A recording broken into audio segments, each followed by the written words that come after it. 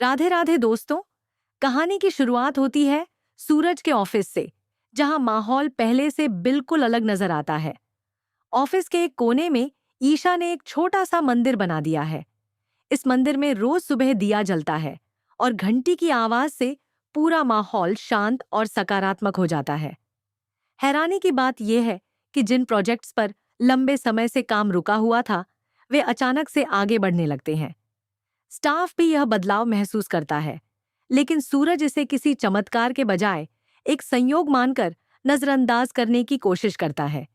दूसरी तरफ सूरज का ध्यान सिर्फ एक ही चीज पर टिका हुआ है, ईशा की गलतियां ढूंढना। वह हर छोटी से छोटी बात पर नजर रखता है, अजी हर फाइल को चेक करता है और हर काम में कमी निकालने की कोशिश करता है। लेकिन ईशा अपनी मेहनत और लगन से हर काम को इतनी अच्छी तरह करती है कि सूरज को कोई बड़ी गलती मिल ही नहीं पाती। यह बात उसे अंदर ही अंदर और परेशान करने लगती है। उधर आकाश का गुस्सा अब नियंत्रण से बाहर हो चुका है। घर में ताऊजी बार बार उसे उसकी गलतियों का एहसास दिलाते रहते हैं। वे उसे समझाने की कोशिश करते हैं कि उसका व्यवहार गलत है और वह अपनी जिंदगी खुद खराब कर रहा है। लेकिन आकाश अब सुनने की हालत में नहीं है। एक दिन गुस्से में आकर वह ताऊजी को धक्का दे देता है, जिससे वे गिर जाते हैं और उनके पैर में फ्रैक्चर हो जाता है। यह घटना पूरे घर का माहौल बदल देती है। ताऊजी दर्द से कराहते रहते हैं, लेकिन आकाश को कोई फर्क नहीं पड़ता। वह बिना पीछे देखे घर से निकल जाता है। तभी ईशा वहां पहुंचती है और ताऊजी को उस हालत में देखकर घबरा जाती है। वह तुरंत उन्हें संभालती है, पानी पिलाती है और उनके पैर पर पट्टी बांधने लगती है। ताऊजी की आंखों में पछतावा साफ दिखाई देता है। वे ईशा से कहते हैं कि उन्होंने बहुत बड़ी गलती कर दी, जो वे आकाश के पास आ गए और अनजाने में उसकी जिंदगी भी खराब कर दी। उनके शब्दों में दर्द और ग्लानि दोनों झलकते हैं। वे ईशा से कहते हैं कि वह सूरज को उनके पास लेकर आए, क्योंकि उन्हें उससे एक बहुत जरूरी बात करनी है। ईशा बिना देर किए सूरज की हवेली की ओर निकल पड़ती है।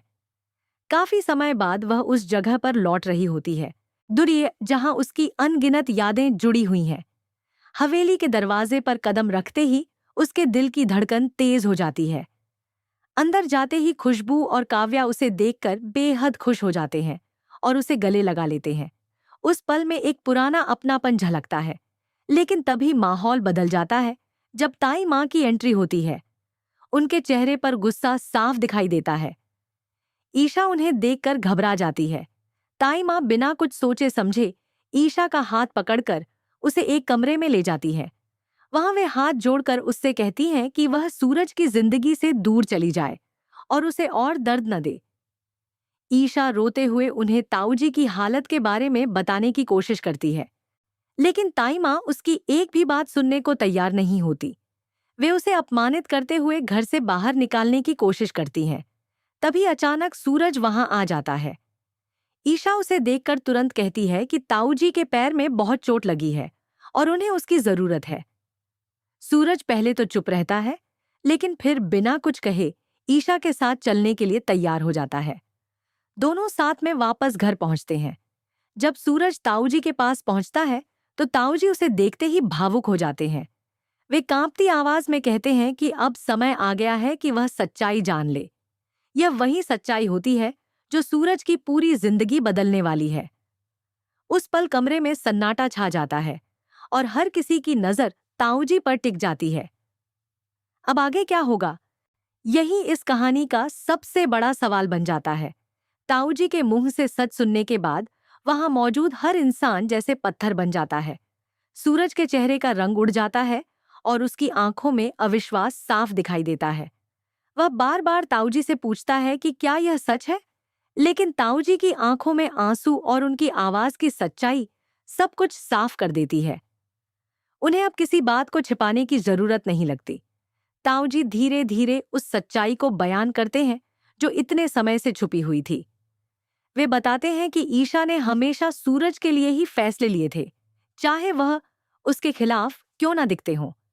उन्होंने यह भी बताया कि आकाश के साथ ईशा का रिश्ता कभी भी दिल से नहीं था, बल्कि वह एक मजबूरी थी, एक बलिदान था जिसे ईशा ने सूरज के भविष्य के लिए स्वीकार किया था। यह सुनकर सूरज के पैरों तले जमीन खिसक जाती है।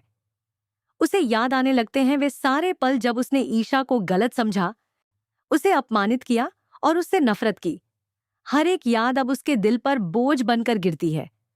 उसकी आंखों में पछतावा साफ दिखाई देता है, लेकिन अब वह समझ नहीं पा रहा कि वह अपनी गलती कैसे सुधारे। ईशा यह सब सुनकर चुप खड़ी रहती है। उसके चेहरे पर दर्द जरूर होता है, लेकिन साथ ही एक सुकून भी दिखाई देता है कि आखिरकार सच सामने आ गया है। उसने कभी भी अपनी सफाई देने की कोशिश नहीं की, क्योंकि उसे विश्वास था कि एक दिन सच्चाई खुद सामने आएगी। उधर ताई माँ भी यह सब सुनकर पूरी तरह से टूट जाती हैं। उन्हें एहसास होता है कि उन्होंने ईशा को बिना समझे ही दोषी ठहरा दिया। उनका गुस्सा धीरे धीरे पछतावे में बदलने लगता है। वे पहली बार ईशा की तरफ देखती हैं, लेकिन इस बार उनके चेहरे पर नफरत नहीं बल्कि शर्मिंदगी होती है।